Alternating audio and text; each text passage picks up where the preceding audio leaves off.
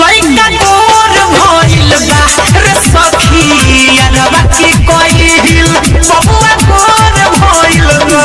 हाय रे पूछले हमसे ये मेरी बेरी पिया कैसे मोला पलट बहिल बिया पूछले हमसे ये मेरी बेरी पिया कैसे मोला पलट बहिल बिया तो हमारा घरवा में काले से सोर भइल मान सखी यारवा के कइल लइका गोर भइल बा रे सखी यारवा के कइल बबुआ गोर भइल बा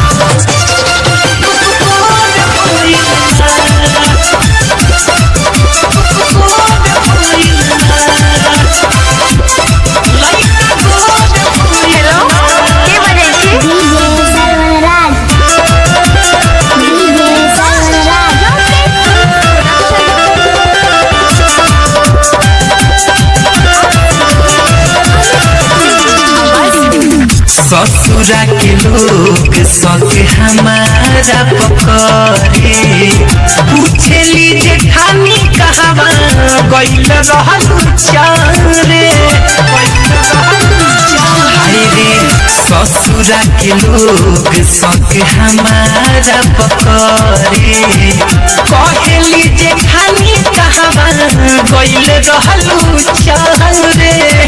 हाय रे मुखिया सब पहुँच के पटोर भइल मारे सखी यारवा के कइल लइका गोर भइल बा रे सखी यारवा के कइल बबुआ गोर भइल बा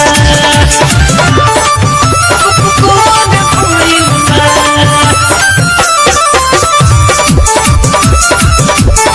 लइका गोर भइल बा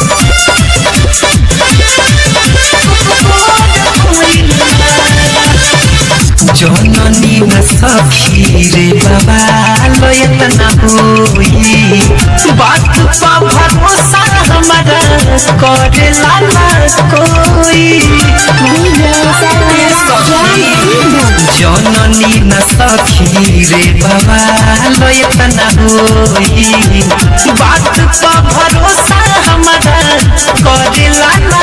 कोई सुनो मांदिला बड़ा घना